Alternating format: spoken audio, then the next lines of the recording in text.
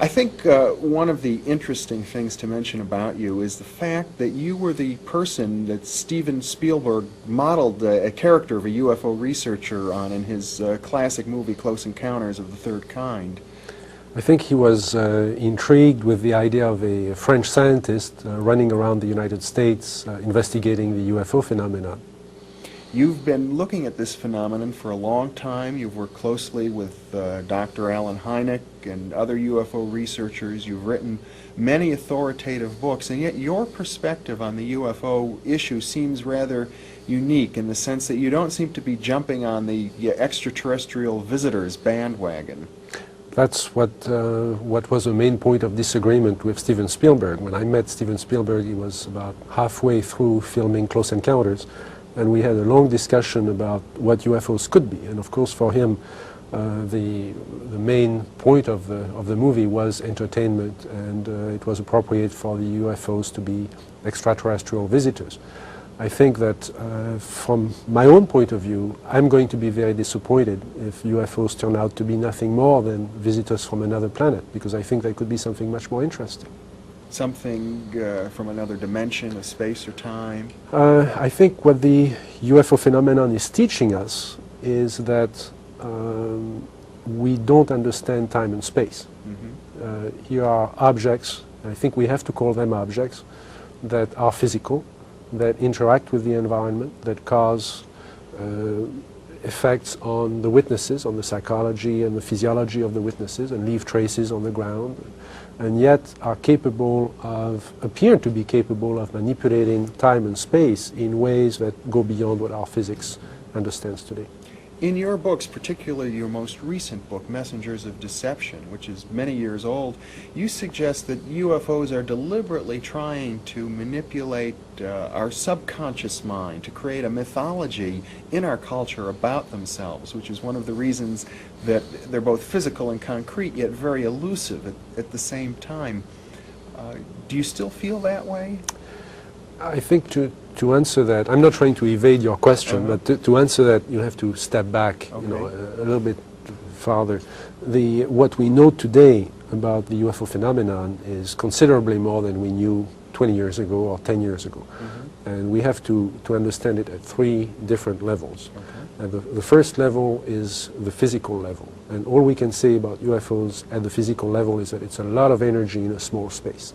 In the space of this, if we could take the energy of a nuclear reactor and contain it within this studio, for example, you'd have something that would approximate what a UFO does.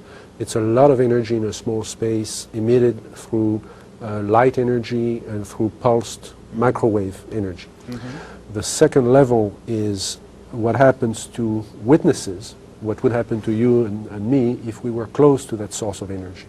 And again, now we're beginning to understand the physiological and the psychological correlations of a close encounter. Yes. And those have to do with a loss of the sense of space, loss of orientation. I've had witnesses tell me we were driving north when everybody knows they were driving south. Mm-hmm. They were disoriented at the time. Loss of a sense of time, people thinking that only 10 minutes went by and 3 hours went by. Very often effects on the skin, sunburns, I think that was shown in Close Encounters. Yes. Effects on the eyes, going from conjunctivitis to blindness, to temporary blindness, mm-hmm, in some cases. And sometimes you've mentioned people have actually been healed of diseases. There have been cases where after a UFO close encounter, it seems that the healing process had been sped up. Mm-hmm. Now there are known techniques now using electromagnetic radiation that will heal the fractures, for example, or will heal superficial wounds on the skin, but nothing that would heal as fast as the reported effects. Yeah. So we're beginning to understand at least the descriptions, the mm-hmm, symptoms of the exposure to whatever UFO is. And then there is a third level, which is where the level I was addressing in Messengers of Deception, which is a social level. The impact on our culture. Yes, and the impact on our belief systems. Mm-hmm. And at that level, And that's something that's very difficult to convey to the believers in UFOs, the believers in little green men from space, you know, that at that level it really doesn't matter whether UFOs are real or not. If enough people believe that something is real, then it is real in its effects. In terms of its social reality. In terms of the social reality, in terms of what people act according to their beliefs. Yeah. And that opens a question of, really at two levels, could the UFO phenomenon be manipulating us? Could it be a teaching system of some sort?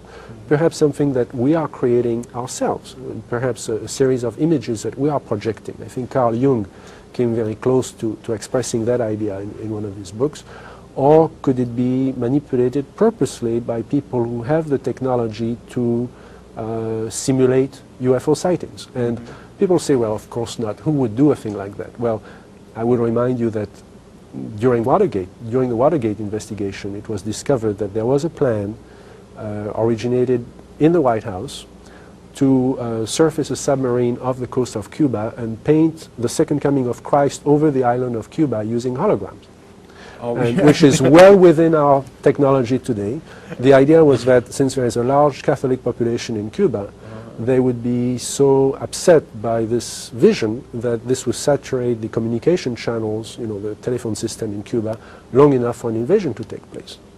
How interesting. I'd never heard of that. Well, I think that's you know, a classic in psychological warfare, but that kind of manipulation is well understood, and I have personally investigated several apparently, you know, genuine UFO cases where there was in fact a manipulation. My conclusion, the conclusion of scientists working with me, was that there was in fact a manipulation taking place, and that it was not a hoax on the part of the witnesses, but a hoax on the part of somebody much better organized than... So there are possibly all of these levels going on simultaneously. Today, with the current technology, that would be possible. One of my interests, as you know, has been to look at ancient sightings, old sightings before World War II, for example, when there is really no confusion with modern technology. And if people described, say, in 1925 or in 1825, a disc flying through the air, then you know, it can only have been very, very few phenomena could have produced it. And there have been some well-documented sightings going back to the 19th century, for example. There was, starting in 1896 and going into the spring of 1897, there was a remarkable wave of sightings of airships. Those were described as oval objects flying through the sky with lights on them.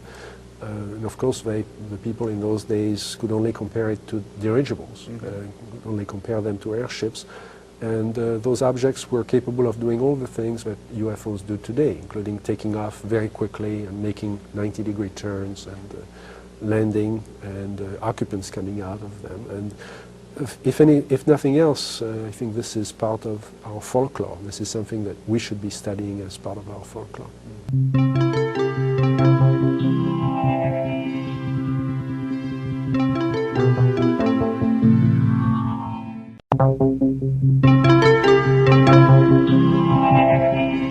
Thinking Aloud. Conversations on the leading edge of knowledge and discovery with psychologist Jeffrey Mishlove.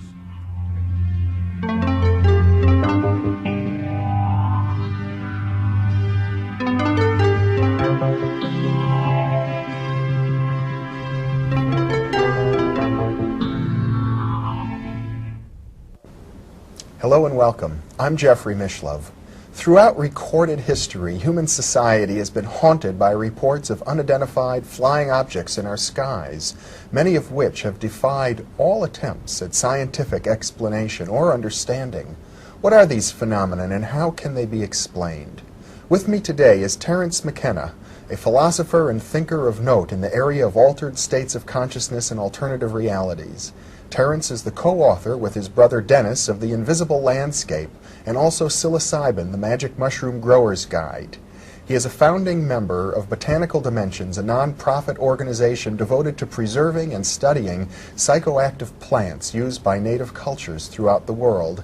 And he is also the developer of a computer software package called TimeWave Zero, designed to augment interpretation of the ancient Chinese book of prophecy, the I Ching. Welcome, Terrence. It's a pleasure to be here with you. It's a pleasure to have you here with me also.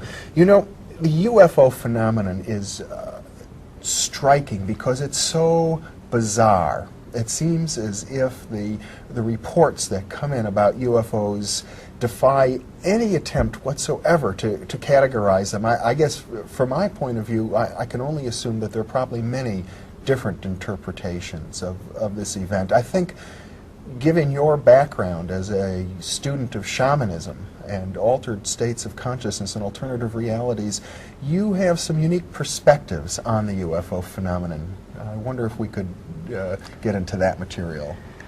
Yes, well, the ordinary approach to the UFOs has been to view them as visitors or intruders from a nearby star system that have come in metal ships for reasons of trade or scientific investigation or military conquest. Or missionary activity. Or missionary activity to the vicinity of our planet. And this was a myth that sprang up concomitant with the modern wave of sightings that began shortly after World War II. As time has passed and the number of sightings have gone from hundreds to thousands to hundreds of thousands of instances, as the myth has fleshed itself out with sub-themes, the theme of abduction, the theme of telepathic contact, it's become much more difficult to fit all the known facts into the simple model of spacefaring visitors from another world. So what we are left with then are a number of more exotic competing theories in the so-called postmodern phase of thinking about the UFO. Probably the best known of these alternative explanations was the one pioneered by the Swiss psychologist Carl Jung, who in 1953 wrote a book called Flying Saucers, a Modern Myth of Things Seen in the Sky. And Jung was at great pains to, without passing judgment on the reality of the saucers, of the things seen, to interpret them psychologically, to interpret them as one would interpret a dream. And he saw in their circular form, in their scintillating, shining, alchemical brilliance, a symbol of human wholeness, and felt that they were a symbol of our collective yearning for a kind of totality and individuation. Now, in a way, this kind of explanation is very satisfying. However, it is not satisfying to the person who has immediately undergone a very strange and a very real-seeming experience. Unless such a person were told great messages of hope for the planet. Well, and this is a persistent part of the flying saucer phenomenon, that people who have close contact with the saucers return with messages of universal brotherhood and benevolence, with stories of a beneficent hegemony of organized intelligence where wiser, older worlds and civilizations help younger and less mature worlds toward a kind of galactic citizenship. However, that's just one thread of the evidence. It's one thread of the evidence, and it isn't really well supported by the evidence. Jacques Vallee, who is one of the foremost commentators on the phenomenon, has been at great pains to point out that with the flying saucer phenomenon, we're dealing with thousands and thousands of incidents per year throughout the world.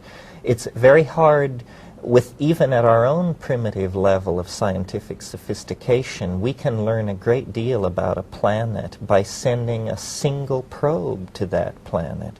What kind of scientific program of investigation requires thousands and thousands of appearances? And if we make the assumption that not all appearances are observed, but that in fact only a small number are observed, then the number of appearances that must actually be going on soars toward an astronomical number. It suggests we're dealing with an interpenetration by an alien dimension on an almost industrial scale. Of course, a single probe could cause thousands of appearances. If it were of a sophisticated enough nature, that's right.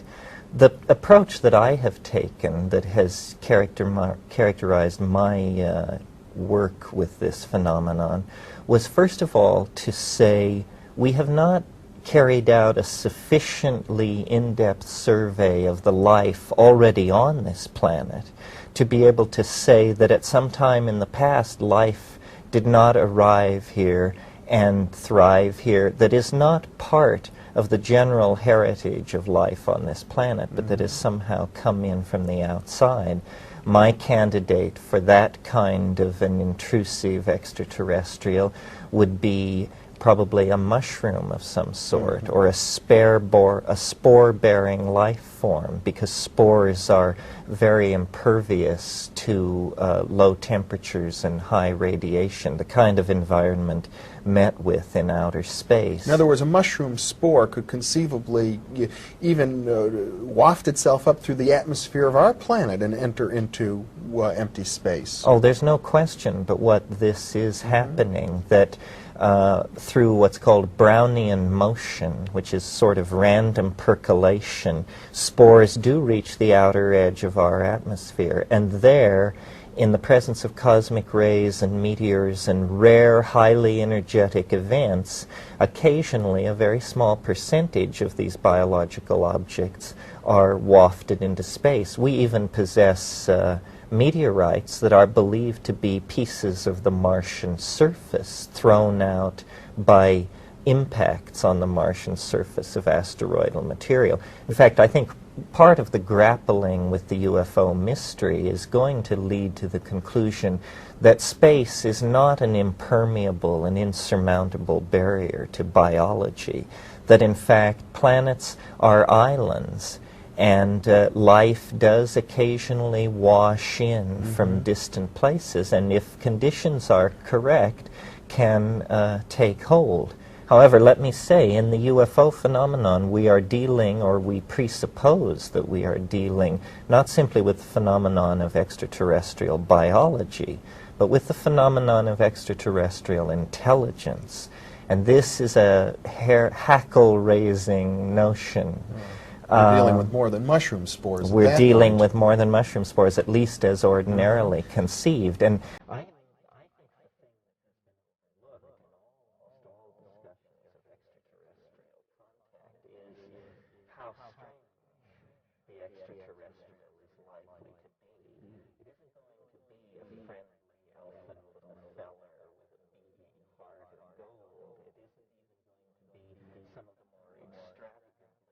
grotesque creations out of Hollywood. Conditions and time spans in the universe are long enough and varied enough that I would bet that the real task with extraterrestrial intelligence will be to recognize it, you see.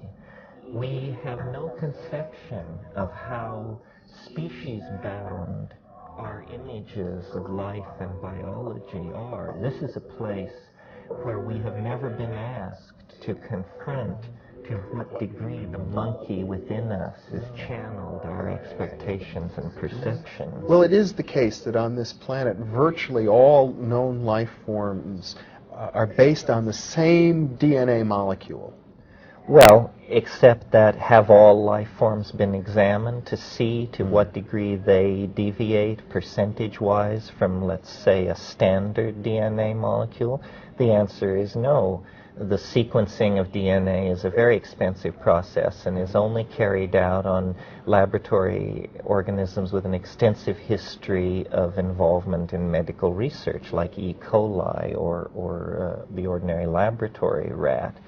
No, there's a great deal we don't know about life on Earth. We don't know when the fungi entered into the evolutionary chain. We don't know what kind of intelligence is really possessed by the cephalopods, the shell-less mollusks that include the octopi. The intelligence of dolphins has been studied by Lilly and others. The intelligence of the large primates other than man. One way of looking at nature is that it is entirely linguistic intent, that DNA is in fact a way of uttering protein syntactical structures into matter. In other words, that all of nature is like a poem. Yes, nature is a communicating system of some sort. And the problem that we have is to transcend cultural languages, historically created languages with very limited applications, and instead fall into phase with the communication systems that nature has placed all around us. One possible view of the flying saucer is that it is a kind of projection from the consciousness of the planet, that it is Gaia, that it is in fact a kind of alchemical object haunting human historical time with a symbol of totality, the kind of totality that our religions and our mystical yearnings are so at pains to concretize for us. But unless we, as egocentric beings, clarify our relationship to the unconscious, then I think the flying saucer is going to remain quintessentially mysterious. And this was Jung's view. One of the things that Jung pointed out in this book is that we must pay attention to the research which Dr. J.B. Rhine was doing at that time at Duke University in ESP and psychokinesis, and that even if UFOs had a physical reality, could be photographed or could be weighed and measured, that they still might in some manner be projections of the human mind. Oh yes, this is an important point to make, which the flying saucer people are forever misunderstanding, and that is, saying that the flying saucer is a psychic object does not mean that it is not a physical object. Jung in Mysterium Conjunctionis is at great pains to say that the realm of the psychic and the realm of the physical meet in a strange kind of never-never land that we have yet to create the intellectual tools to explore. This is where the mystery of synchronicity is going to come to rest, the mystery of all kinds of paranormal activity on the part of human beings, and the mystery of the flying saucer. It's interesting, you see, that if you take the broad world of the so-called mysteries, parapsychological, shamanic, extraterrestrial, so forth, and hypothesize another spatial dimension, one more spatial dimension, then suddenly all these mysteries become trivial. They are easily done. Locked boxes are opened, future events are discerned, lost objects are found. This sort of thing becomes quite the ordinary run of things if we hypothesize dimensions hidden from ordinary experience. And of course there's serious work at this point in the field of unified field theory in physics to postulate other dimensions of space than we normally think of. So that's right. The current physical models of the universe require 11 dimensions, 11 integrated variables to describe, and that's physical models of the universe. If we then turn our attention to mind and realize that having no definition of what mind is, why then is there any mystery in the fact that we have no definition of what the UFO is? The mind is present at hand in every conscious moment. It has been our constant companion for 50,000 years, and we haven't a clue as to what it is. So, therefore, a manifestation of the other, the superego, or the extraterrestrial other, like the UFO, it is not surprising that it is a mystery. I always hark back to the words of J.B.S. Haldane, the great British enzymologist, who said, reality is not only stranger than we suppose, it may be stranger than we can suppose. Well, that suggests to me that if we look at some of the most bizarre, most anomalous cases that we have, such as UFOs, and we begin to ask ourselves, not so much what are they, because that's a mystery, but what is their function? How are they affecting us? That's like holding up a mirror to ourselves, and it tells us a great deal about the basic mystery of our mind and our reality. Yes, this is the so-called postmodern approach to ask the question, not what is the UFO, but what is it doing to us? And Jacques Vallee pioneered this approach, and the answer is fascinating. What the UFOs are doing to us, to global society, is they are eroding faith in science by casting directly in the path of science a kind of gauntlet, a challenge. Crack this, almost as though the cosmic giggle had shown up at the bachelor party of science to spoil the bash. In the same way that the resurrection of Christ posed a tremendous problem for the intellectuals of late Roman antiquity, because they had no place in their worldview for someone rising from the dead. They were Greek materialists, atomists, essentially.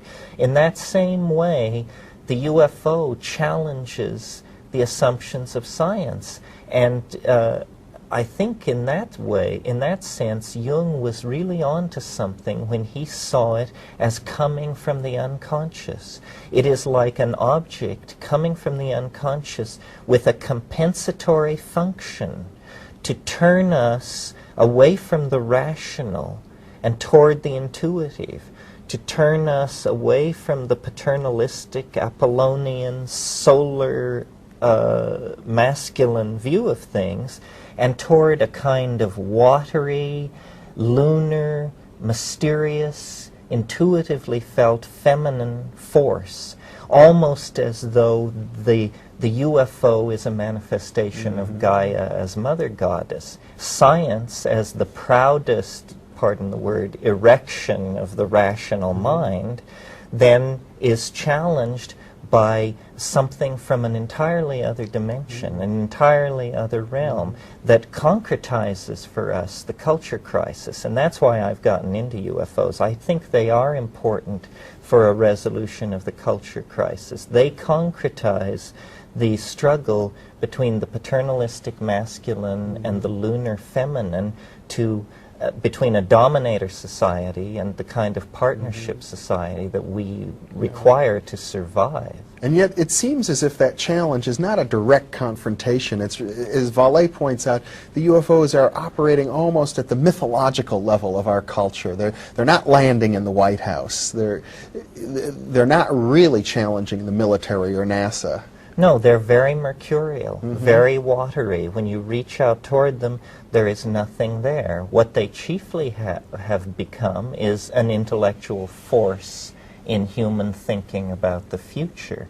But when you reach out to grasp the hardware, to read the message, to meet the alien, there is nothing there. I've come to the conclusion, both from talking to contactees and having had a contactee experience, that whatever lies behind the UFO mystery, it is a force which can literally do anything. So it is fruitless to talk about the size of the objects or their composition or color or the size of the entities and their dress and weapons and accoutrements, because it can appear literally any way it wants to. It can appear as the Virgin Mary, it can appear as Galactarian overlords, it can appear as gnomes, elves, sprites, this sort of thing. It is not to be caught in the rational net. No. Your description is strikingly actually parallel to the, with one exception, to the view of many fundamentalist Christians who say this UFO stuff is all the work of the devil. Well, I don't know about the work of the devil. Jung's criticism of Christianity was that it had not made a place for what he called the shadow. And he said the productions of Christian culture will always be neurotic because the shadow has not been included, so there's a lack of psychic balance. perhaps the UFO carries compensatory psychic energy from the realm of the shadow. Some people are very frightened of it. Some people see it as an almost millenarian salvational hope, the savior of mankind.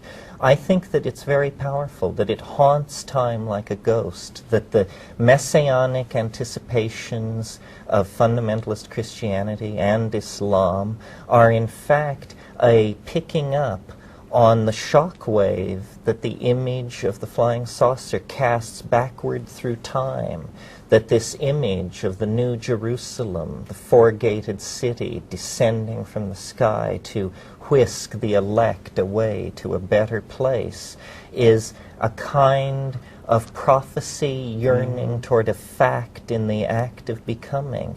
You know, Christianity and Islam are the most history-obsessed of all the world's major religions. Along with Judaism. Along with Judaism. And all three of them have this notion of the transcendental object at the end of time. Yes. And alchemy in the 16th century was an outbreak of an expectation of a transcendental object in the nearby here and now that would the cure, omega point of history, yes, so to that speak. would cure all ills, confer longevity, fertility, virility, immortality. And I think that the flying saucer is an airborne philosopher's stone, the Sophic hydrolith of Paracelsus haunting the skies of modern America with a promise of mandalic cohesion for the future that science has not given us. Science has been a sadly disappointing religion in the realm of the heart.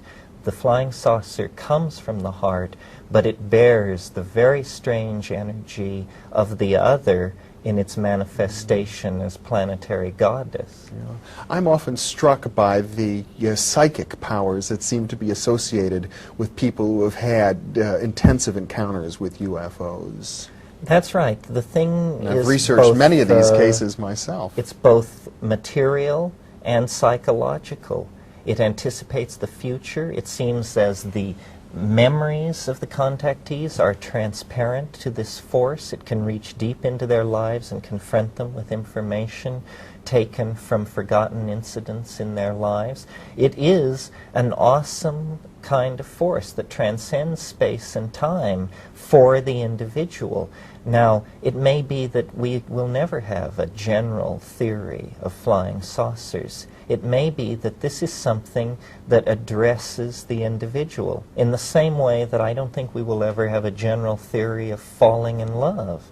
That, too, is something which addresses the individual. We have been mistaken to expect Time magazine or the New York Times to explain the flying saucers to us. They will not explain the flying saucers to us any more than they will explain ourselves to us. This is something that haunts the membrane of experience very close in to the experiencing ego, and therefore it is threatening. And this is one of the reasons that I think it relates to the psychedelic experience, because the psychedelic experience is like a UFO encounter on demand. Yeah. It's where the will of the person having the experience enters in. They decide to have this curious symmetry-breaking kind of experience.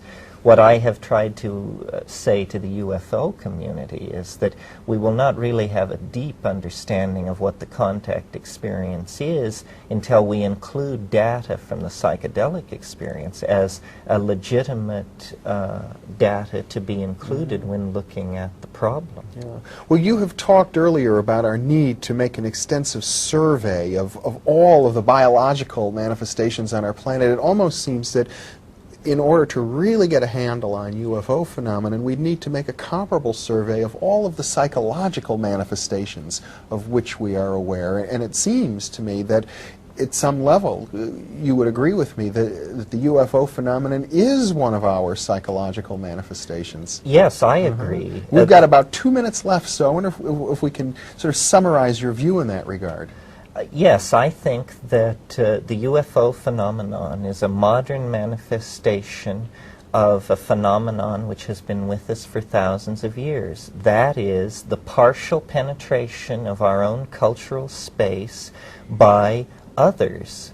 Pixies, elves, fairies, sprites, demons, whatever you wish to call them. Angels. Angels. In the past, we had a professional class for dealing with these go-betweens. We called the professional class shamans, and they mitigated these comings and goings and had a lore and a mythology about them. As we have lost contact with our shamanic roots, the things which go on at a low frequency out in the wilderness and deserts of this planet have become to seem like us either like invasions from another world or virtual impossibilities. I think that the flying saucer is knocking on our door to remind us of the depth and strangeness and animate intelligence that is resident with us in nature on this planet. Terrence McKenna, it's been a very eloquent presentation, extremely thought-provoking. Thank you very much for being with me. It's always a pleasure to talk with you. And thank you very much for being with us.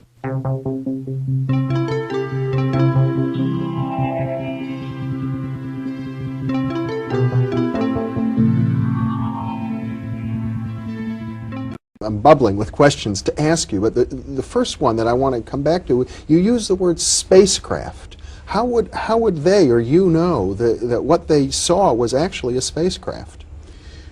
Often the person has not actually seen the spacecraft, but often they have. A number of these cases, when they're floated through the wall of their home, through the window, through the door, again, this, so many of the details of these experiences make no sense in our kind of the Newtonian, Cartesian, Western, whatever you want to call it, notions of reality, and yet the stories are consistently described with, again, the self-critical attitude that the people have. And they may see a typical unidentified flying object, a saucer-shaped or cigar-shaped vehicle on the ground of their home, emanating bright lights, or they may be taken by a small craft up into the sky to a kind of mothership, which they see very clearly. So many of them actually see the UFOs that and the insides are so uniformly described with rounded, curved walls and complicated instrument panels that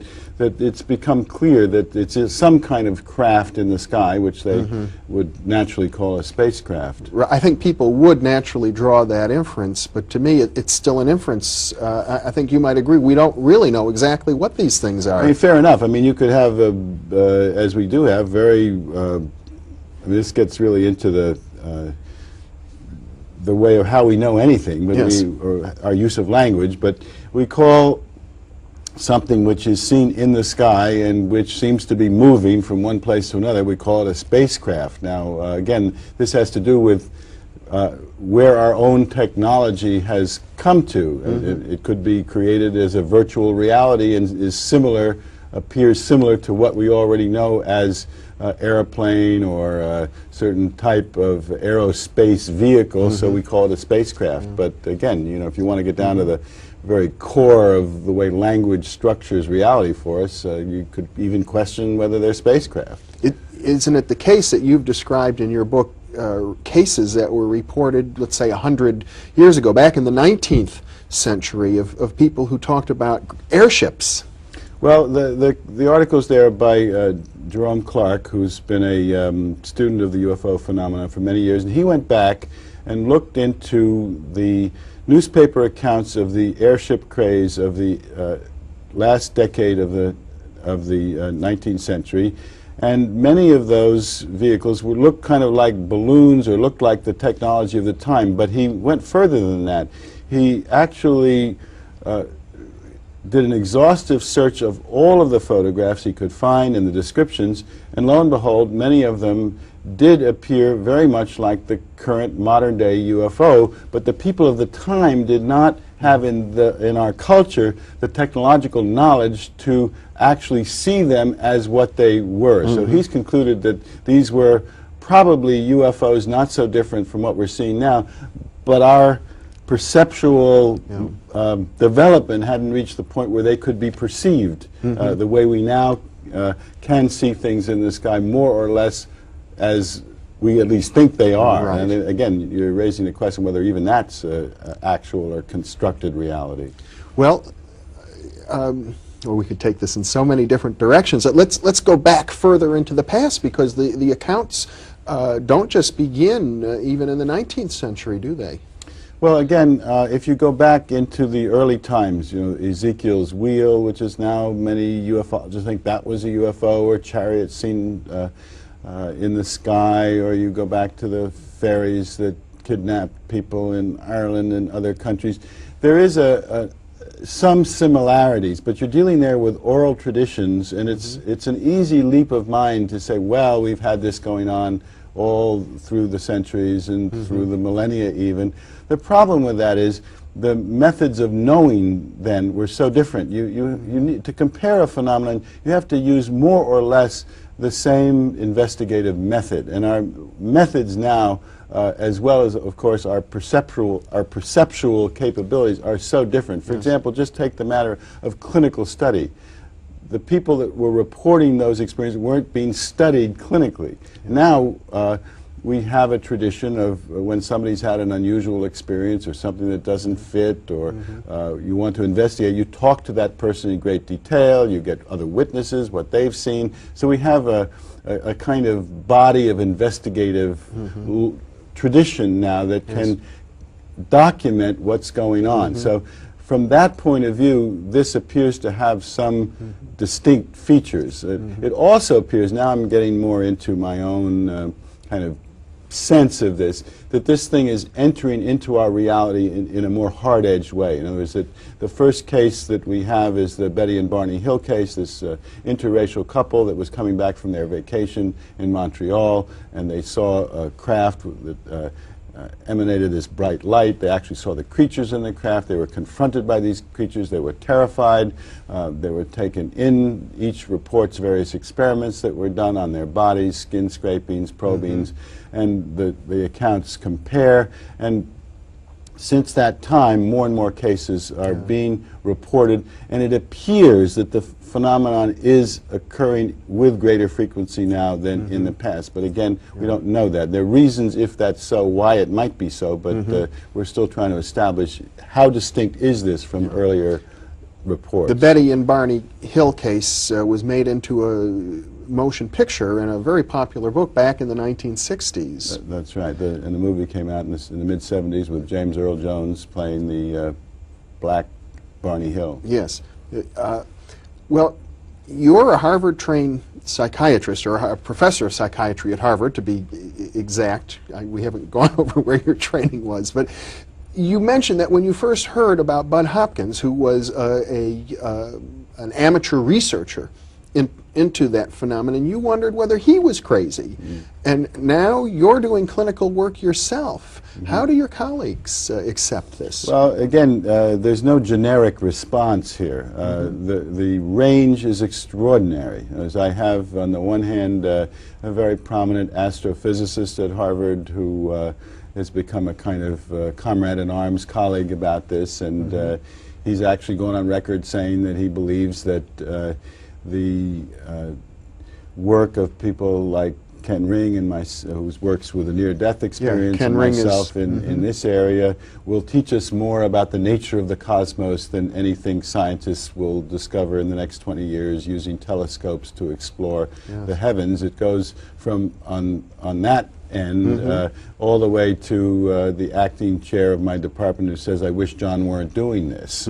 So in between are all kinds of people who array themselves from letters of support from psychiatrists, say, I've seen these cases, or continue it, this is good work, to people that think I've gone off some kind of deep end.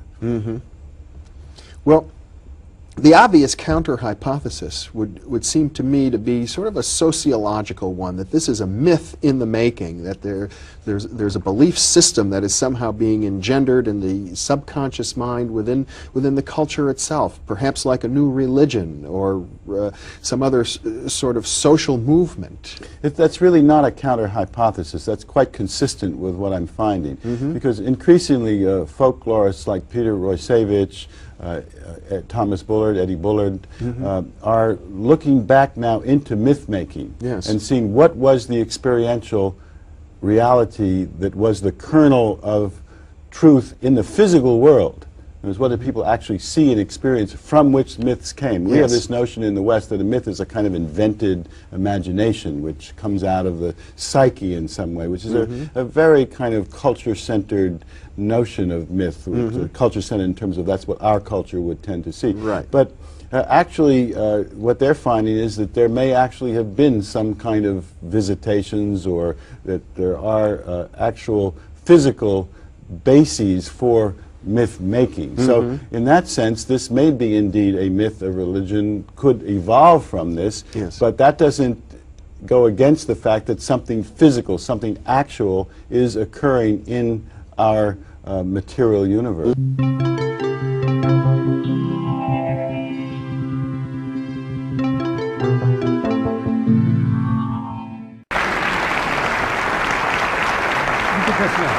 Thank you.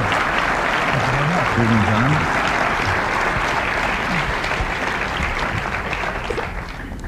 John Mack, the author of Abduction. Dr. John Mack.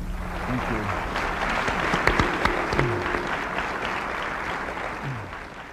I want to thank Chris for taking this on and being willing to show up here in Boston and with a couple of disreputable characters like Bud and me, and shows his courage and pioneering spirit. I also want to express my appreciation to Bud for, well, I don't know if I really feel this way actually. I'm not so sure I am appreciative that he introduced me to this field. I mean, it's been a lot of trouble actually. But I have deep fondness and admiration for his pioneering role and spirit in this.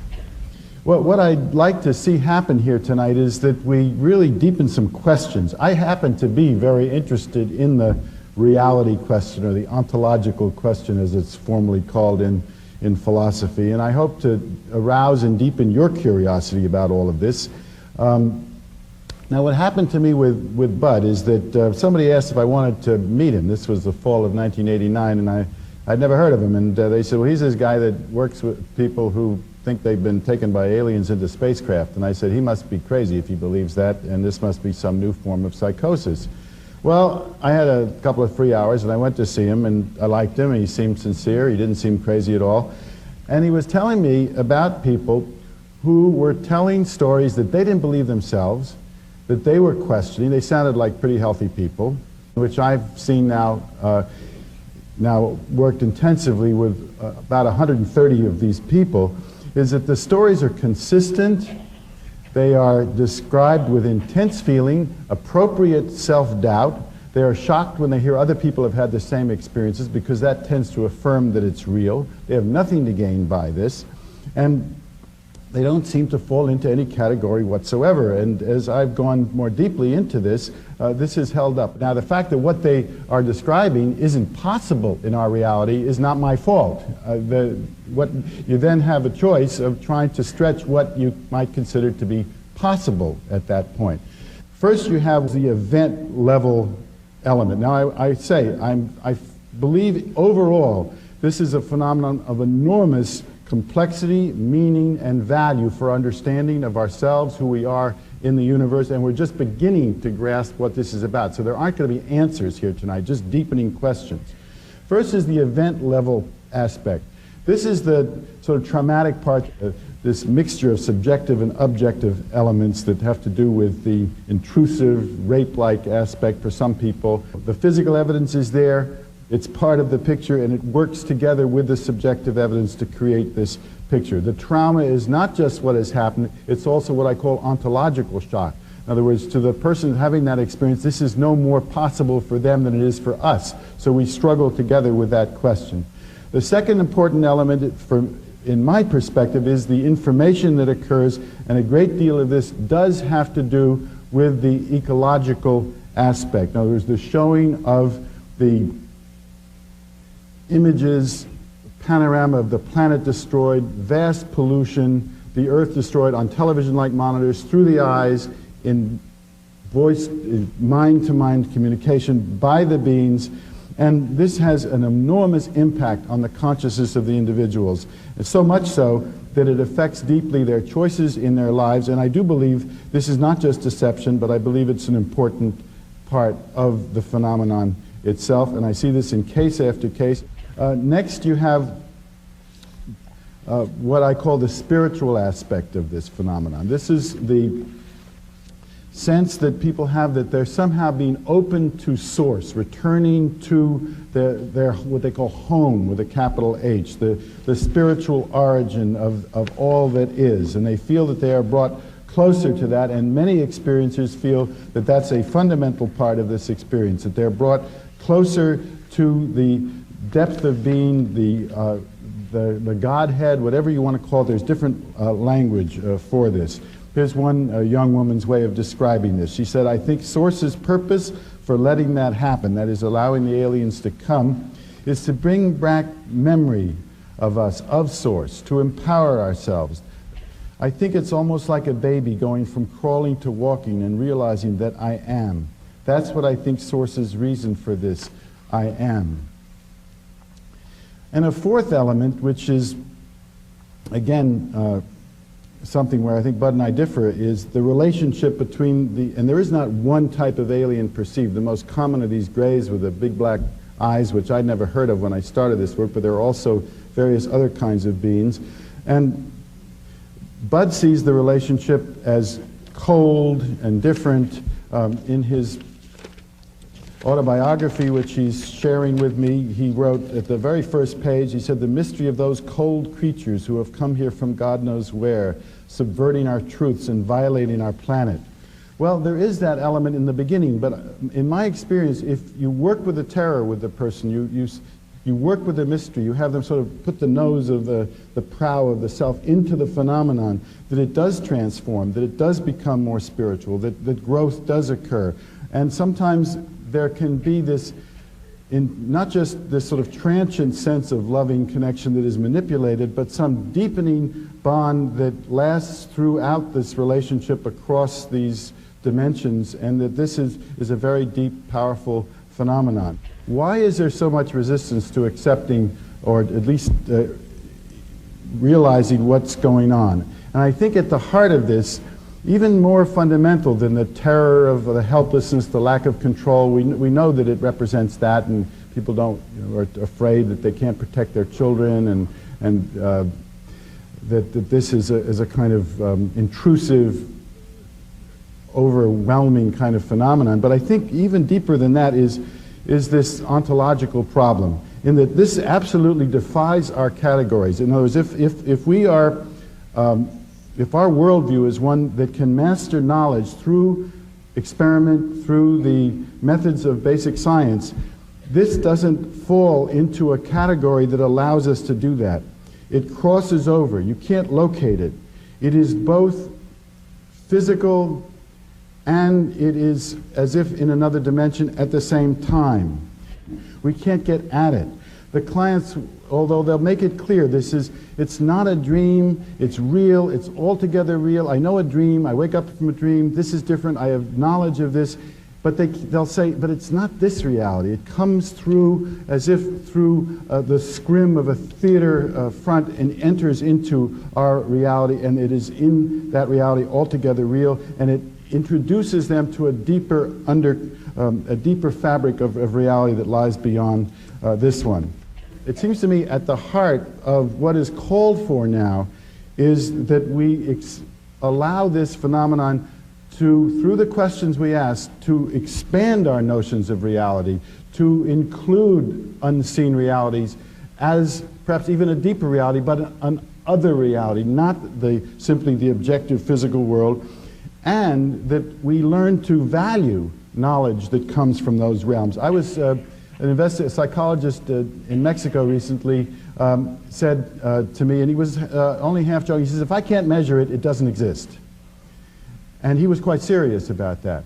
But what this phenomenon, I think, along with many others, like the near-death experiences and out-of-body experiences does, it invites us to value knowledge that comes from the subtle realms. In other words, it asks us to credit our experiences, to develop criteria for how do we judge whether an experience can be taken seriously. Is it because thousands of people are having the same experience? Well, you could say, well, all having the same delusion. Well, how do we decide? I think these people haven't known each other. They're doubtful about these experiences. I have certain criteria by which I decide these experiences are to be taken seriously. It goes along with the physical evidence. It's that combination, but we don't have a methodology yet. And I think I'd like to close with the point that I don't think that this phenomenon is going to be proven. In other words, I think that the deepening of our understanding and knowledge, the expansion of ourselves in relation to it and other similar phenomena is going to occur by crediting and allowing other ways of knowing about reality. In other words, expanding the way we know and what we credit as important. I don't think it's going to yield its secrets to the frameworks of proof that we have developed to apply to phenomena that are purely in the material world. Thanks.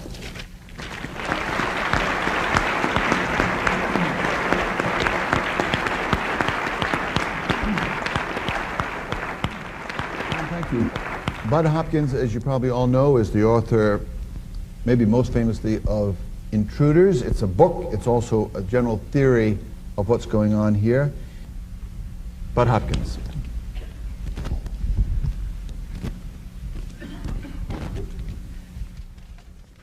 I am very pleased to be here and flattered to be here, and I would like to express my appreciation to John and to his associates and to Karen and those who planned this.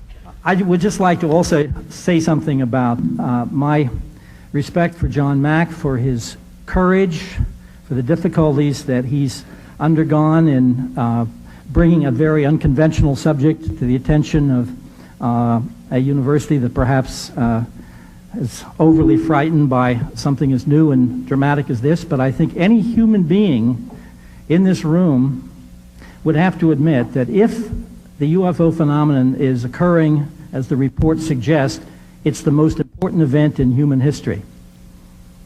And if that's the case, I don't think any institution or organization is being very wise to oppose the investigation, the serious investigation of such a phenomenon. In order to discuss this intelligently, we must know that the data we're relying on is reliable data, is solid. The data, of course, comes mainly from the reports of the people who've had these experiences, plus a whole range of attendant physical evidence, which I don't want to go into at this point.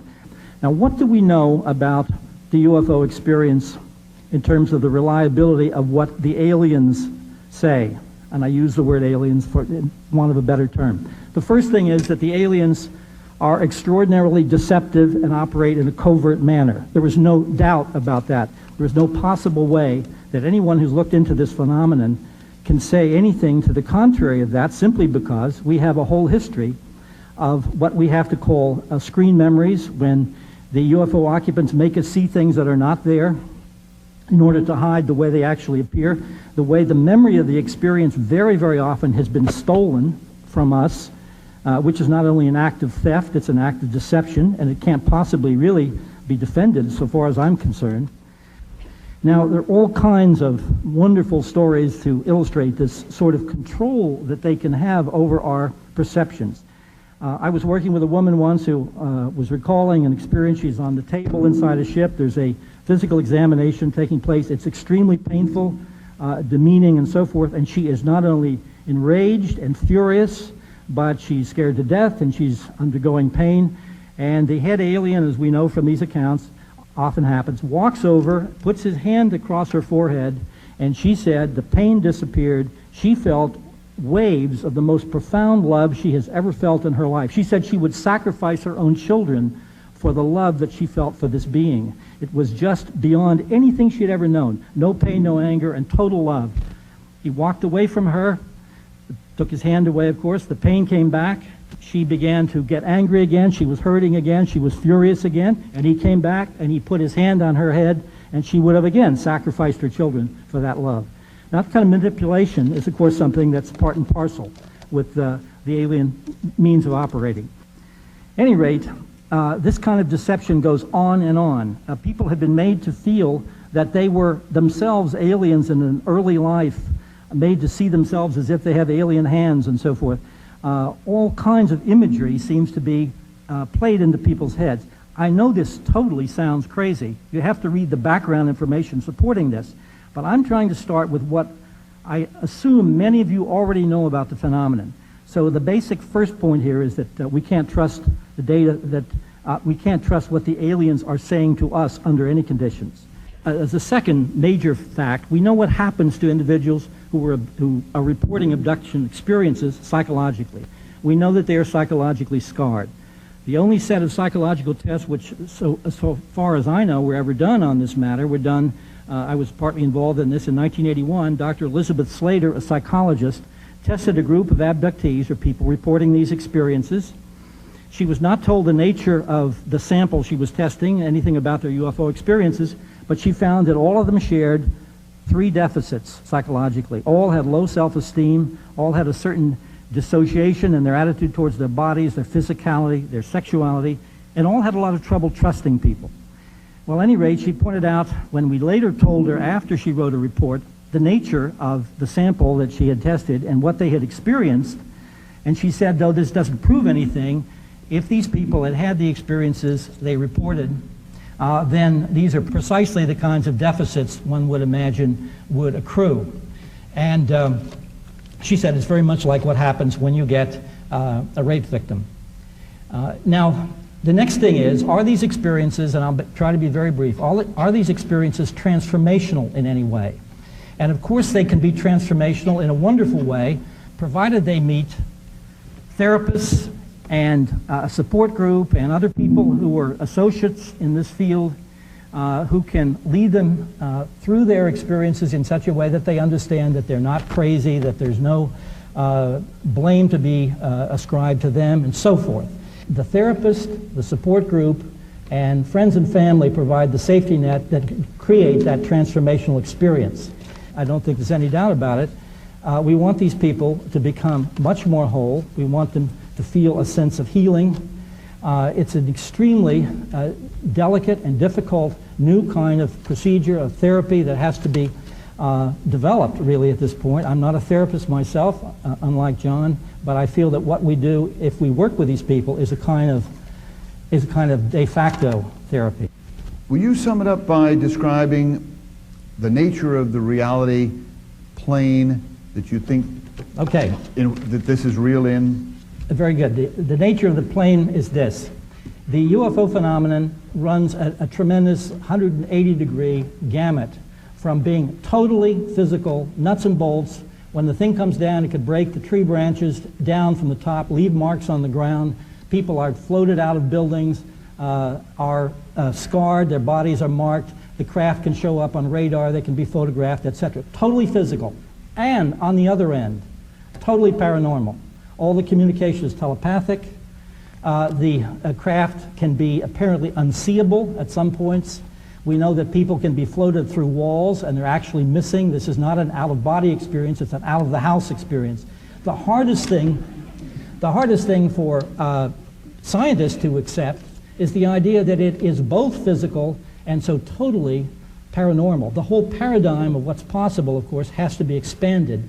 And the last thing I'd like to do, Chris, if I may, I'd like to read a short statement that a woman wrote, an abductee, about her attitude. She's a psychotherapist, how she has dealt with this kind of transformation.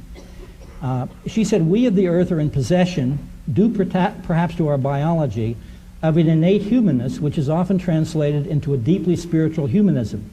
It's the basis of our moral sense, of the feelings of caring, empathy, love, and responsibility we have for one another, for our children, and for the planet. From my experiences with the aliens, I've come to believe that their entire paradigm is radically different from ours, and that our sense of right and wrong, good and bad, does not apply for them. They're very different from us, not only physically, but in their understandings, motives, goals, and purposes. I do not believe that they are the great redeeming power some may wish for, but only beings with a different set of principles. Therefore, we must assume responsibility for ourselves and each other. It places the burden of care for one another and for the planet squarely with each one of us.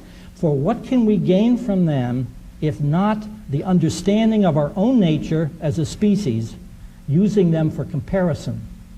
My curiosity about them is unbounded, as is my grief, confusion, and fear. But what I have found, what I return to each day, be it coping mechanism or epiphany, is that I want to immerse myself in my humanity, in my humanism, in my caring for other humans, for life on our planet, and for the earth itself. And this statement of hers is a statement which I absolutely 100% endorse. Thank you very much. Thank you. Thanks, Jacques. Are there differences to probe here? Are there things you want to ask about each other's presentations? Okay, I had a question, John, when you talked about when you work with people and it takes on a deeper, more spiritual level and so forth. The model that presents itself to me is that we know these experiences happen from childhood on. And let's assume a giant pyramid of individuals. So let's assume at the bottom of this pyramid are all the people who either die along the way or have terrible psychological problems, become substance abusers or whatever it is. Up a little further are people who have had more understanding, counselors, parents, whatever, have been listening to them. Perhaps they were stronger, and perhaps they're handling these things a little better with fewer psychological problems. You go higher in the pyramid and you find a few people, fewer, who are lucky, and they have run into a John Mack or David Jacobs or many of the people doing this kind of work and have been helped by them and met a support group, and they're doing much better. And finally, at that top, we find a group, a small group, that has managed to somehow transform themselves with all of that support. And in a certain sense, at that top of that apex of the triangle are those lucky few who have survived intact, more or less. And down at the bottom are the vast majority who are having a lot of trouble with this. I can't look at that myself and get granted any kind of moral approval. I find that extraordinarily upsetting. And if this is what the alien phenomenon is putting human beings through, I don't want any part of it. My feeling has always been that they may be here ultimately for good purposes or be ecologically concerned or whatnot. They're doctors to heal the planet, but I don't like the bedside manner in the meantime. And so that's why I find it very difficult to look at that in any kindly way. I think I've seen over the 22 years I've been doing this, I've seen far too much pain, far too much damage, far too much psychological, even physical damage done to people.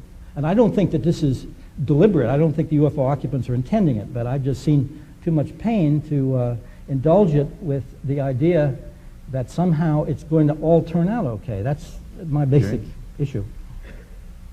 John Mack. I guess I'd like to try to take the discussion out of the question of whether this is benign or malevolent. I don't really see it that way. And I don't for a moment deny that people have had deeply troubling, traumatic, disturbing experiences, have in rare occasions have contemplated suicide. There's an irony here in a way, Bud, because I'm supposed to be the psychiatrist here, right? I'm supposed to see the really troubled, disturbed people, and it almost seems as if you're seeing the worst cases from the mental health standpoint, and I'm seeing the sort of more sort of seeking ones, which may have to do with who we are and how we work and what goes on. So I don't want to get into, I don't want to give the impression that I think this is, as sometimes I'm quoted as saying, this is all sort of good and it's enlightened and it's all going to turn out for the better and it's simply godlike.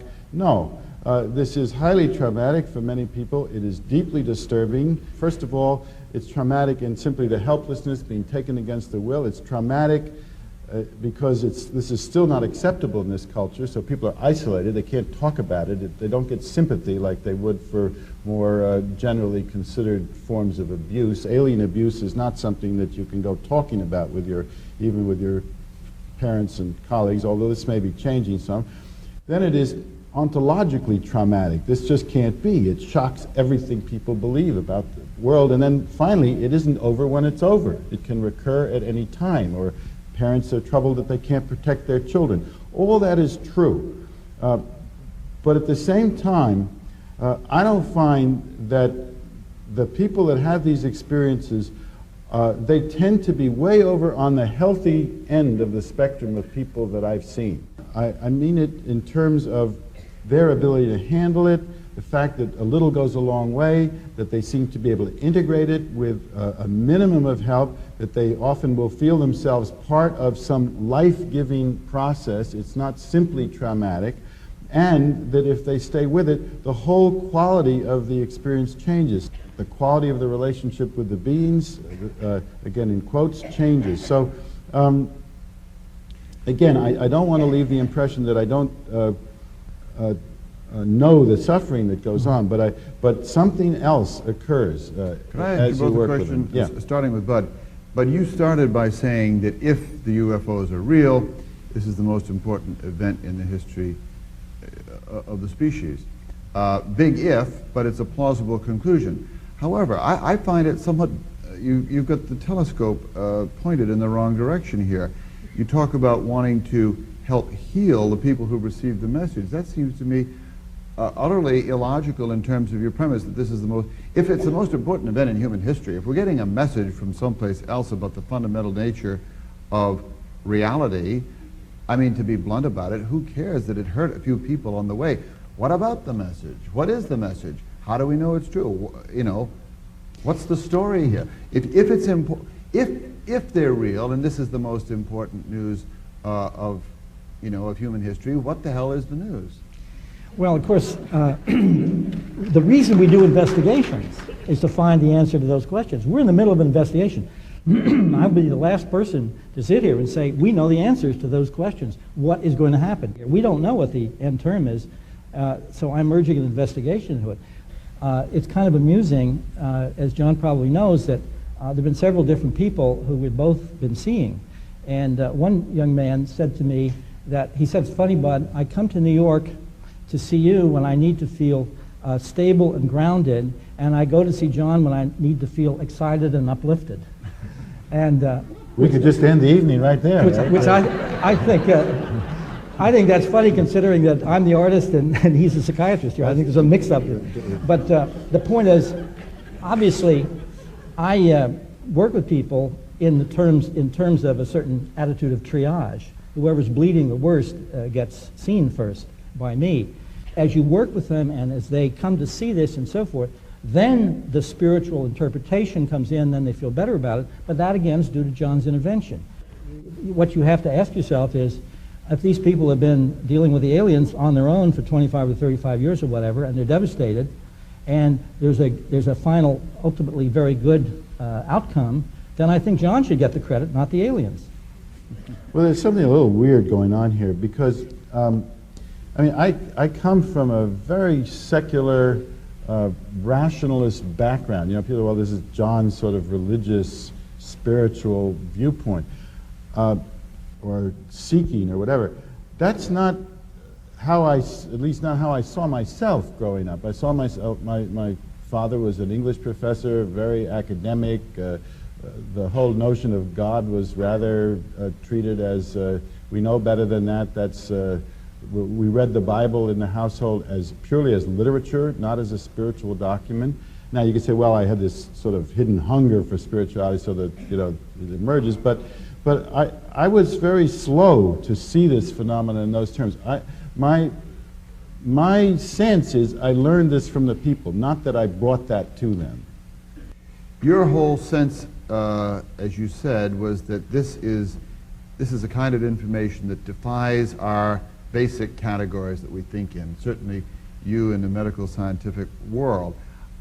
I got to say, I'm struck that this is extremely familiar in terms of the categories that most of us live in. You say it's counterintuitive, but the images of aliens that people report to you are very familiar stuff on television, in popular movies. What if these things aren't really counterintuitive or countercultural at all, but they're basically the oldest myths of humanity, just reappearing in fresh form? Well, there are 1,000 reasons why that's not the case. And it has to do with the fact that UFOs were studied first by the Air Force as a Nazi secret weapon during World War II. Nobody thought they were Well, that doesn't godly. make them Well, out of space. That makes them no, out of that Germany. made them physical. Okay. Physical, okay. So we start with the idea that there are physical things flying around that accompany planes, and then we find that they can be photographed, they turn up on radar, and no one knows what they are. There's no religious belief attached to them. There's nothing of myth attached to them. These things leave marks on the ground when they land. They have a total physicality. Now, you talked about the image of the aliens being familiar. Why? And that's because those images were presented very strongly and clearly in the film Close Encounters, Steven Spielberg movie, because his special effects people went to Alan Hynek and the Center for UFO Studies to get an account of what these things actually look like. And we get the same drawings from people in countries that are people who are totally illiterate and so forth. John, would you take a crack at the whole question of whether this indeed is counterintuitive or in fact deeply sort of culture affirmative? The abduction phenomenon doesn't fall nicely into any kind of Judeo-Christian mythic structure with which I'm familiar from my reading of the Bible. It actually goes against it. It's rather at the most obvious, manifest level. In fact, it's often called, it must come from the devil because it's so unimaginatively sort of real and crude. You know, little guys with big black eyes, or luminous beings, or reptilian ones, or insect-like ones coming in, taking people against their will, leaving marks on their bodies. At the first blush, it's rather anything but the glorious mythic narratives of a formal religion. It doesn't resemble it at all. I think it does defy categories, and it does call for a discipline that, as Bud is saying, that is rather new. Now, this media thing comes up all the time. Well, people are getting it from the media. Let me ask you, if you see somebody who is deeply depressed, for instance, and they watch a program on, say, Nightline, or on one of the self-help programs, and they talk about depression, would you argue, and that person comes in deeply depressed, that they invented the depression because they happened to see something on the television? No. What they might do is they'd bring in a few terms that would help them give language to what they had seen. But I don't have the experience as a clinician of people inventing a powerful, deeply held experience from which you cannot shake them because they happen to see a few images on the television set. It doesn't work like that. As Bud says, in this phenomenon, the media follow the research. Somebody once said to me, this whole abduction phenomenon it's like a cult. And I said, it's very interesting to bring that up because this is the precise opposite of a cult. A cult, like, let's say, the Reverend Moon or something like that, is all beliefs and no miracles. And we're all miracles and no beliefs. Because we literally do not know what this entails, what is going to happen next. We don't know really the physical nature of this. We know it has totally physical properties, at least some of the time. The basic thing is that all of humanity, I think, wants to put this phenomenon into the gods or devils category. We have the old paradigm is that there are demons out there and there are godlike beings out there, and this, by God, we're going to make it fit. And it doesn't fit. We're going to end up agreeing and fighting with him. It doesn't fit. It's okay. Good. Let me just say, this is the point. On the connection, we'd go to phone calls, which is to say, go to, Linda in Woburn. But we're going to ask people to, if there are questions, and I hope there are, or brickbats or experiences or whatever, would like you to feel free to join the conversation. On this mic, please. I want to ask for you to kind of summarize and synthesize from the reports that the abductees tell you of the behavior of the aliens, what the motivation and the modus operandi of the aliens seems to be. From what I know of it, it seems as though these are scientific expeditions that treat the abductees like we treat laboratory animals, and partly breeding expeditions, which again treat the people they gather as sources of biology rather than feeling creatures. Can you add to that casual impression of mine? After all, you said there were 600 cases. You know, what does it sum up to be? Well, Good question. what you've been saying, of course, I 100% concur with. This is, people do feel like they're a laboratory specimen, involuntary specimen in someone's ongoing experiment. And the breeding issues and so forth, their interest in human DNA and so forth, all of this is part and parcel of the reports that we've gotten from around the world. But I think there's another issue that's also interesting. They are extraordinarily curious about human emotions, our interior life, an emotional life that they don't seem to have themselves. And very, very often they will demonstrate, they will present imagery or little scenes or something, who knows how this is done, as if they are creating kind of projective tests to see how human beings respond. Many human beings think that, many abductees think that when they're shown things, it's predictive, it shows the future. But essentially, it seems more logical, although who knows, that rather than predicting anything, they want to see our reaction. For instance, as John said, they'll show us images of devastation of the earth. They might be extremely curious to see how we respond to the idea of a damaged planet. They seem to be very, very curious about how human beings relate to one another. They seem to be at the most basic human level. They're most interested, it would seem, in all the things that make us particularly human. They're not interested in our water supply or our atomic weapons or anything like that. They seem to be, thank God, interested in the things that most make us human. John, do you want to take a crack at that? Again, I'd like to stress that much of this really has to do with kind of different experiences with the experiencers. I know that many of this kind of cold indifference that Bud describes, where we're just kind of laboratory animals, that's there's no question. And yet, at the same time, I've had very discriminating people who describe actual evolving, deep, profound, loving bonds between the humans and these beings that last over time, that some experiences describe as many times more powerful than anything they can feel on Earth. They have, someone will describe a mate that is occurring in this other reality.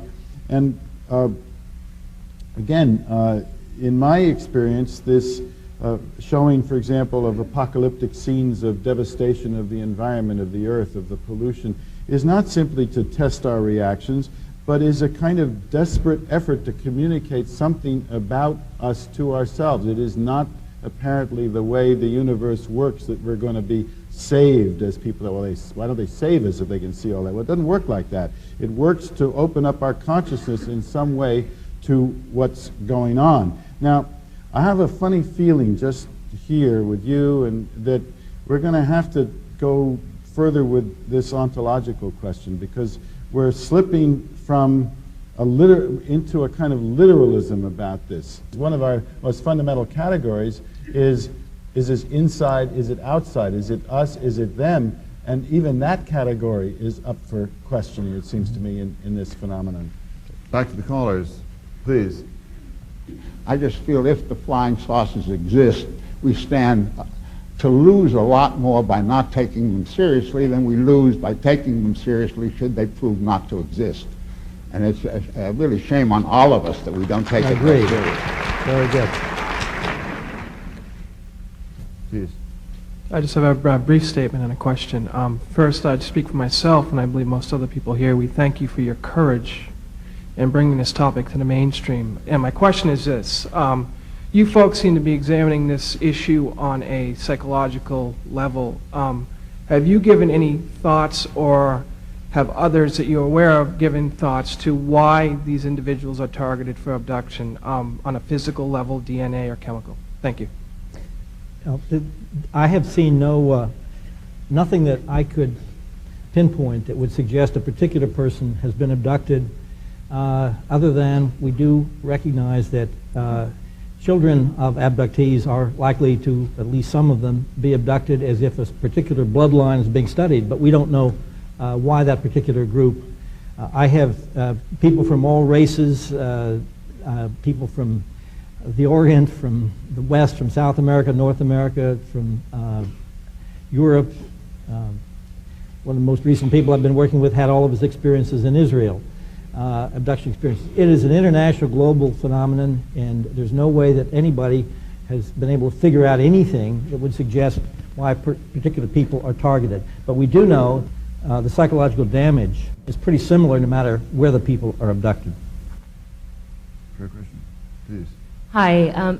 It seems to me that there's two issues here. One is the detail of how these abductees are abducted and what the motivation or goal is of the aliens, but I don't really know if we can ever know that answer and can actually distract from the bigger question, which is this changes our whole world view, and it changes our way of interpreting reality.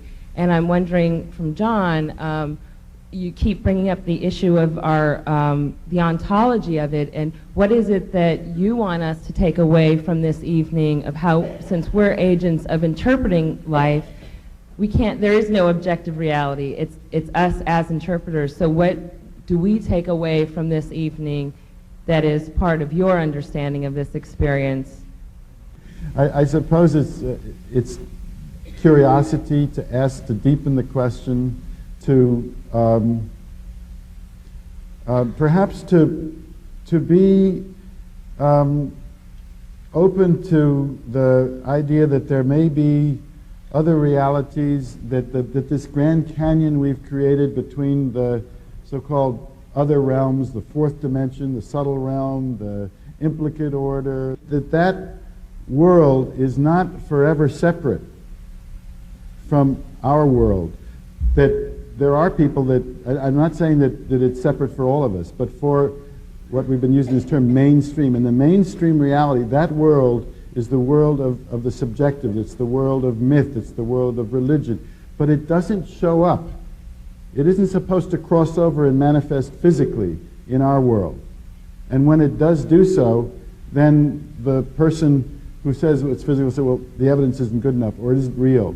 That barrier, those domains are supposed to be separate. And I guess one of the things I'd like to have this evening create for us is that those are not separate domains, that there is interchange, that it can show up physically.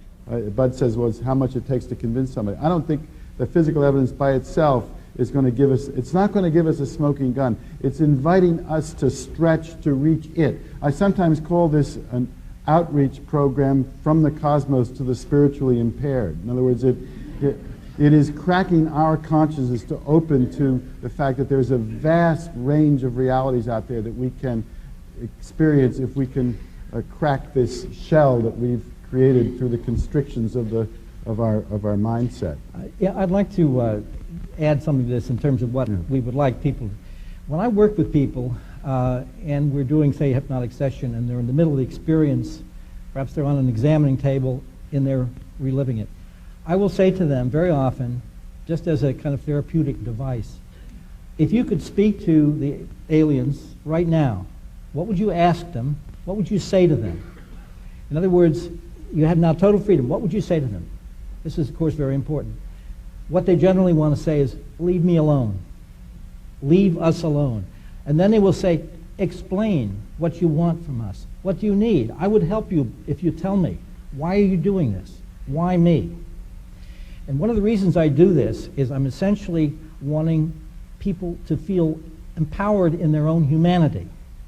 As I read in that statement, one of the most wonderful things is people really rediscover the richness of the human spirit and their own spirit and their own resources, by contrast to the UFO occupants who, it seems to me, are the spiritually impaired that are here to, let's say, absorb what they can of the things that are the most wonderful things about human beings. The fact that we love one another, we have emotions, we have jokes, we make love, we have sex, we care for our babies, we care for our planet.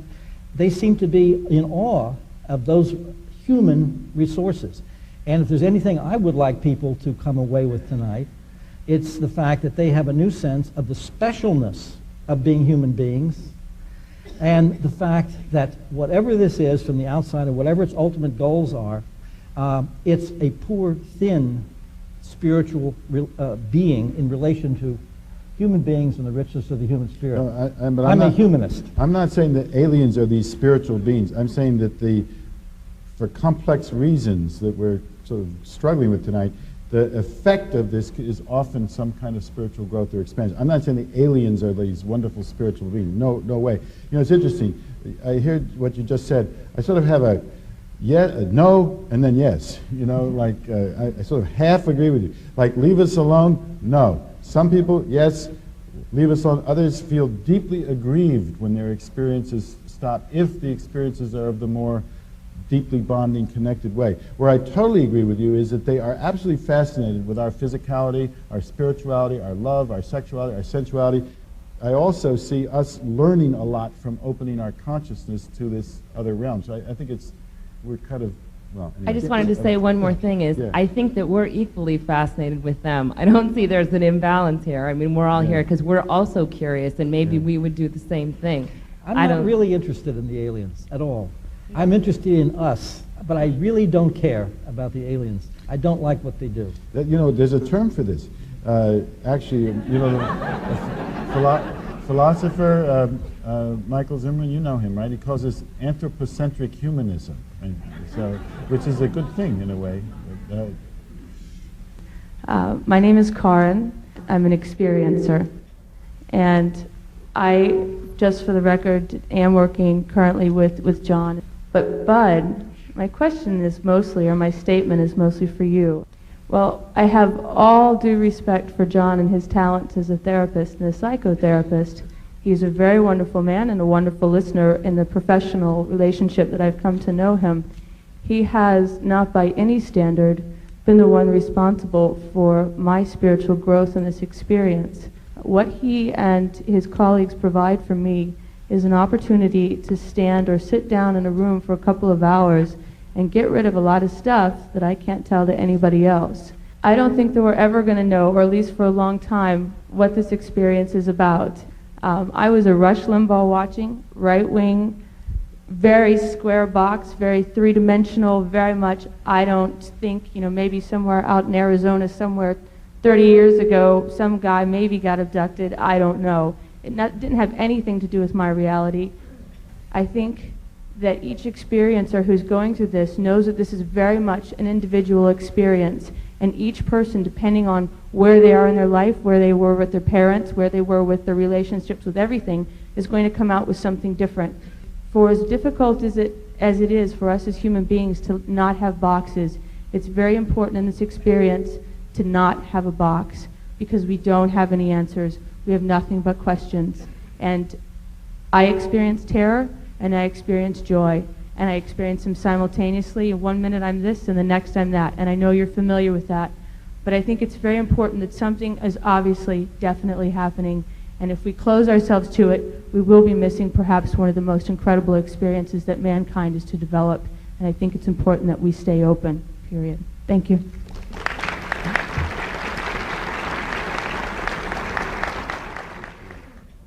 And I know that you, Bud, and I think, John, you also realize that there was a long research tradition in ufology before Bud opened up this field of abduction studies in the early 80s. And there's been a lot of criticism and controversy within the field of ufology about the research paradigm that you both follow, especially that you rely too much on hypnosis. John, do you want to comment, particularly on the hypnosis question? Well, I've tried to sort of demystify the hypnosis question. There are traditions in hypnosis that go back to Mesmer, which has the sort of theatricality related to it, the deep trance, a person lying down, a certain kind of power the hypnotist has over the person, the idea that they're being suggested to. And these traditions die hard, and it maybe even the practice of them dies hard. What I try to do is, I don't even use the term anymore. First of all, the great bulk of the information I get is from ordinary, what is called ordinary conversation, not from hypnosis. I will sometimes do what is called regressions or hypnosis, but really is nothing more than a simple relaxation exercise. You simply try to stop the flood of social stimuli to let the person just relax and say, and open to the recall of some event in their lives. And it's not particularly hokey, and what comes up in that context, as Bud says, is no more or less consistently reliable than, or consistently distorted than the efforts to make themselves look good and to speak to what makes sense to them in ordinary conversation. And also, one thing can be said is that in every hypnotic regression session that I do, I build into it dozens of test questions that can help me try to lead the person, to see if they're leadable, away from what happens to be truth that I know about the patterns or about other witnesses in the same case or whatnot. So you can test it internally, and I do this consistently. Please. Please. Have you looked into any of the channeled, so-called channeled writings or telepathically received information? Oh, boy. My issue of sometimes I've had people begin to channel a couple of times, and typically once a woman began to channel and she started speaking in a very strange voice, and she was sort of an alien from wherever, and I, of course, did what I usually do in a case like that. I said, this is very important. I need to know this. What can you tell me about the UFO base in the waters of Lake Orinoco, which I had just made up as a name? That wasn't the name, whatever it was. And she gave me a full account of the base down there. Every channeler will tell you, don't listen to the other channelers. You know, I've got the truth. I think we have to be extremely careful dealing with that. I really don't. I don't use channeling because I have enough trouble already. Okay, but I'm not.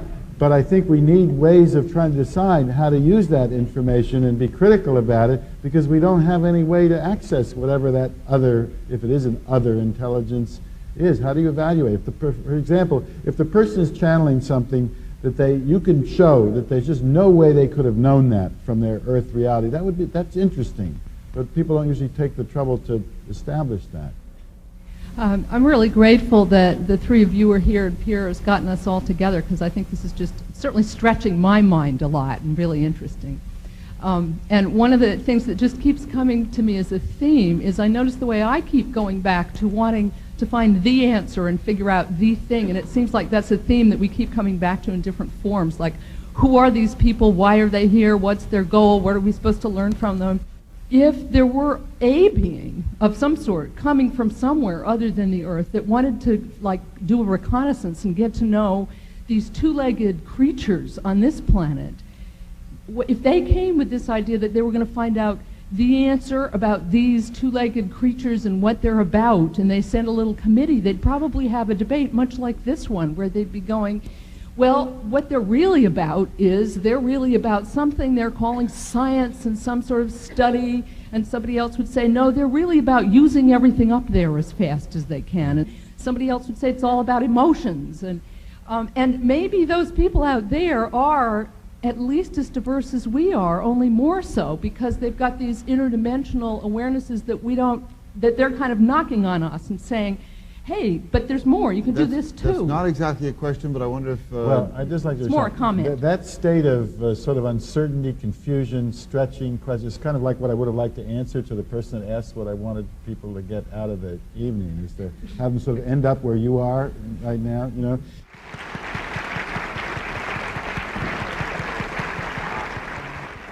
I wish you'd both sort of give us a minute wrap, sum up what we've learned and what we ought to be thinking about as we depart. I've taken a complete pledge for myself against any judgment on my own part. I'd love to hear judgments from you, though, about what kind of ground we've covered and where we are. In terms of what we've accomplished tonight, I think one thing is that we've shown that in terms of the raw data, John and I really have exactly the same kinds of material presented by the populations that we've worked with over these many years. I think that the basic difference comes in terms of the interpretation, the spin put on the experiences. And I think that in general, I suppose John is urging a more, a greater curiosity on the part of the people he works with about the aliens themselves and about what their intentions may be, and the whole issue that he's mentioned about ecological concerns and so on. I tend to, by contrast, I think, try to accent living well as the best revenge, so to speak. Trying to get people to face the richness of their own lives, their own resources, their own inner strengths, and to put the aliens as much out of their minds as they possibly can to try to live a normal life. There's no way, of course, when you tell somebody who's been through this to put the aliens out of their mind. No one ever possibly can, because it's too enormous a fact. But I think that I want this to be a world in which the human spirit is central, and it's our deepest and most important value, and we're not looking in a needy way to some external force that is as mysterious and elusive and misleading as the UFO occupants. I simply don't trust them, and I feel that what we have to learn is what we have within us to begin with and what other humans can give us, and that's as simple as I can state it as my position on this whole crazy business. Yeah, I think I feel less kind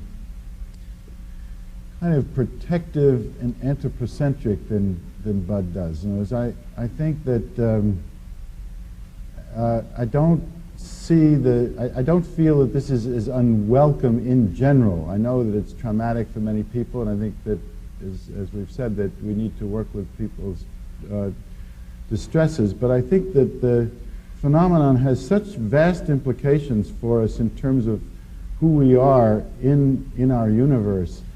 And it seems to me that, in a certain sense, anything that can kind of shatter this arrogance around the notion that we're the superior intelligence alone in the cosmos is, in general, a rather good thing. In other words, that it can open us to vast other realms of reality that are far beyond this immediate, however pleasant, Earth environment. I think that this phenomenon, insofar as it undercuts and does some damage to that anthropocentrism, is a good thing. That doesn't mean I don't think human beings can be wonderful and have a wonderful, resilient spirit, but I think we also have a tremendous kind of cosmic egoism, which this phenomenon has a way of rather challenging, to say the least. So that's kind of where I am with it. I think, excellent. I think those are two eloquent summations.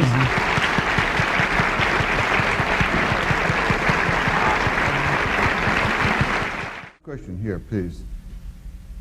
A lot of the most of the people that you seem to have interviewed, don't expect to be abducted, and it seems that there's a lot of trauma, etc. What about people like me who sometimes feel like, hey, I might want to meet an alien? Have you ever interviewed people like that? Are there any people that you've interviewed that have actually wanted to meet them? Yes, but I've never been able to arrange it for anybody.